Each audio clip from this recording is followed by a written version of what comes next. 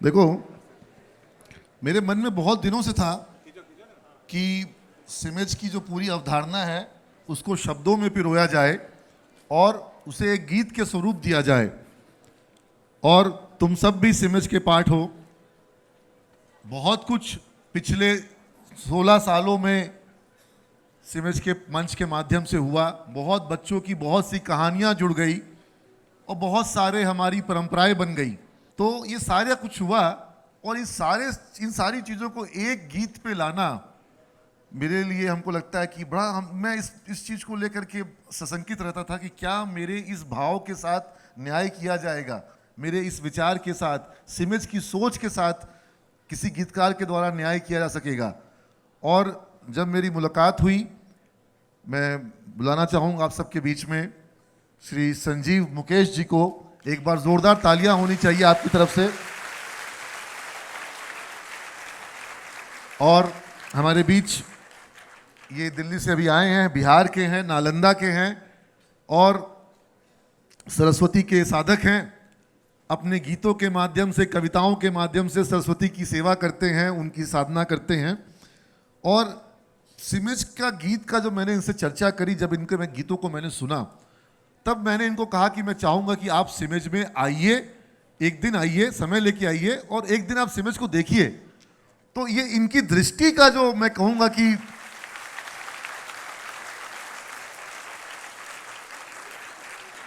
हाँ, इनकी दृष्टि को मैं कहूँगा कि कितनी दूरदृष्टि है कि वो एक दिन सिमेज में जो इन्होंने बहुत ही बारीकी से चीज़ों को ऑब्जर्व किया, बच्चों के बिहेवियर को, शिक्षकों को और हमारे कार्यक्रम को और हमारी कॉन्सेप्ट्स को, और उसके बाद 2-3 दिनों के अंदर में इन्होंने मुझे कुछ गीत के पहले कुछ पंक्तियों को लिख के भेजा। और मैं अभी तक इनके द्वारा भेजे गए किसी भी पंक्ति को कोई भी सुझाव भी नहीं दे पाया कि ये जो है इसमें ऐसा किया जाए, जबकि खुद मैं कविताओं का बहुत रुचि रखता हूँ। लेकिन मुझे संजीव जी से जो संतुष्टि मिली, और मुझे लगता है कि सिमेज को वो गीत के माध्यम से, वो कहते हैं ना एंथम, जैसे राष्ट्र का गान, किसी विश्वविद्यालय का कुल गीत, तो सिमेज एंथम। तो मुझे लगता है कि तुम लोग सब भी चाहोगे कि सिमेज एंथम को आज तुम्हारे बीच प्रस्तुत किया जाए, लाइव प्रस्तुत किया जाए। और इस गीत को यहाँ एक ऐसे कलाकार ने गाया है जो शब्दों में जान डाल देते हैं। इन्होंने ऐसे शब्द लिखे और उसको गाया। हमारे बीच हैं कुमार देवेश जी। कुमार देवेश जी रेलवे में इंजीनियर हैं। एक बार जोरदार तालियां कुमार देवेश जी के लिए। और इसके पहले कि मैं संजीव जी के बारे में आपको कुछ बताऊं, मैं चाहूँगा कि उनके बारे में कुछ छोटा सा एक मिनट का आपको मैं एक क्लिप दिखा रहा हूं। आप कितने लोग यहाँ गांव से जुड़े हैं? फिर मैं आपको कुछ गांव पे पंक्तियां पढ़ूंगा। संजीव मुकेश जी।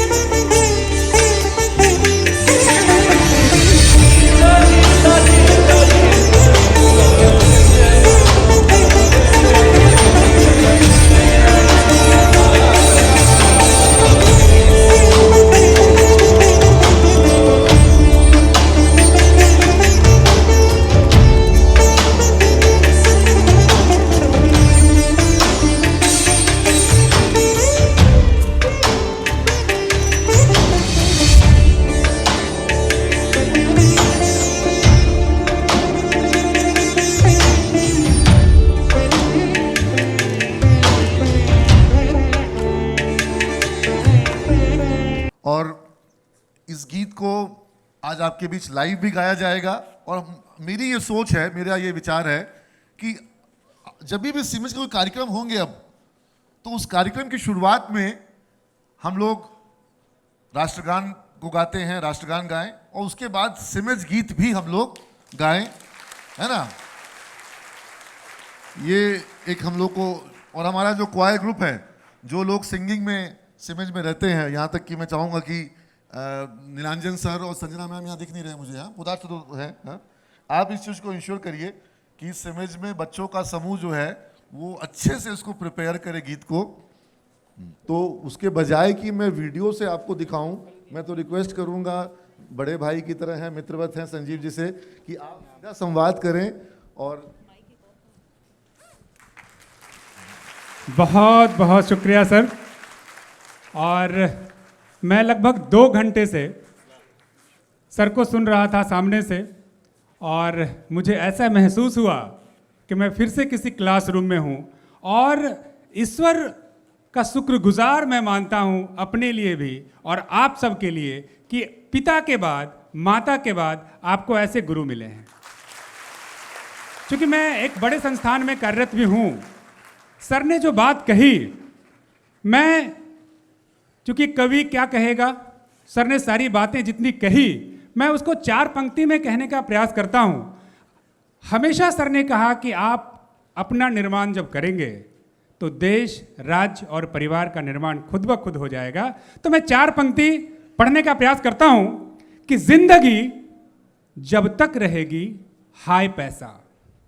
कई बच्चों ने उस समय जब सर ने सवाल पूछा कि तुम किस लिए पढ़ रहे हो, तो कहा पैसा, किसी ने कुछ, तो मैंने वहीं से पंक्ति उठाई कि जिंदगी जब तक रहेगी हाय पैसा, जिद के आगे दूरी कैसी, नाप कैसा, सीखना है गुरुजनों से सीखिए, पर बनिए केवल आप अपने आप जैसा, बनिए केवल आप अपने आप जैसा, बनिए केवल आप अपने आप जैसा। और बेटियों की बात हुई, यहाँ बेटियाँ जब सर कोई सवाल पूछ रहे थे तो बेटियाँ सबसे पहले हाथ उठा रही थी।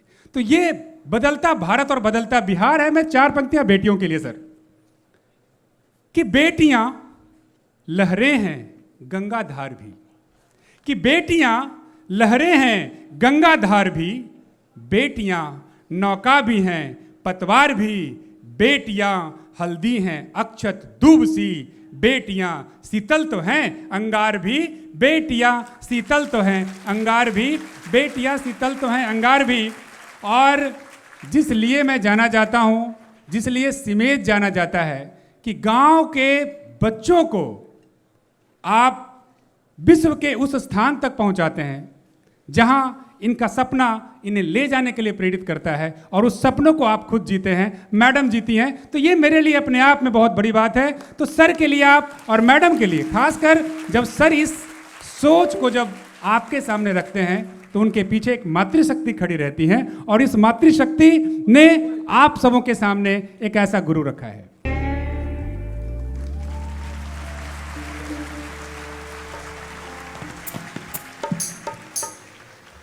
Thank you, thank you, thank you. एक सेकेंड, ये संजीव जी से खाली एक दरखास्त करूंगा मैं, कि मैंने ये बार बार अखबारों में पढ़ा कि पसीना बेचकर रोटी कमाता गांव का लड़का।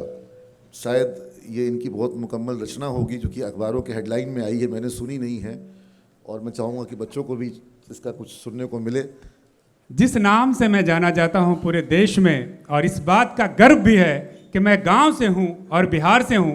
मैं 4 पंक्ति गांव वाली सर, जिसकी हेडलाइंस मैं कहीं भी पढ़ता हूं तो पंक्ति हेडलाइंस बनती हैं कि ठसक से देश ऑफिस घर चलाता गांव का लड़का, कि ठसक से देश ऑफिस घर चलाता गांव का लड़का, कड़कती धूप या बारिश में छाता गांव का लड़का, रखे ईमान का बटुआ और स्वाभिमान की गठरी, रखे ईमान का बटुआ और स्वाभिमान की गठरी, पसीना बेच कर रोटी कमाता गांव का लड़का, पसीना बेच कर रोटी कमाता गांव का लड़का। और जब गांव के लड़के की बात होगी तो गांव के लड़कियों की बात होगी। मेधा मैम जैसी महिलाएं जिनके जीवन में आती हैं तो क्या बदलाव आता है। मैं चार पंक्ति, चूंकि यहाँ बेटियां बैठी हैं और यदि बेटियां बैठी हैं तो हमारे संस्कार जिंदा हैं, हमारी संस्कृति जिंदा है, हमारी परंपराएं जिंदा हैं। तो इन बेटियों के लिए चार पंक्ति कि बहुत जगत को, कि बहुत जटिल को और सरल कर देती है। क्या करती है गांव की लड़कियां कि बहुत जटिल को और सरल कर देती है, कुटिया को भी राजमहल कर देती है, जीवन के सब टेढ़े मेढ़े प्रश्नों का गांव की लड़की झटपट हल कर देती है, गांव की लड़की झटपट हल कर देती है, गांव की लड़की झटपट हल कर देती है। बहुत बहुत धन्यवाद, बहुत बहुत शुक्रिया, बहुत बहुत आभार।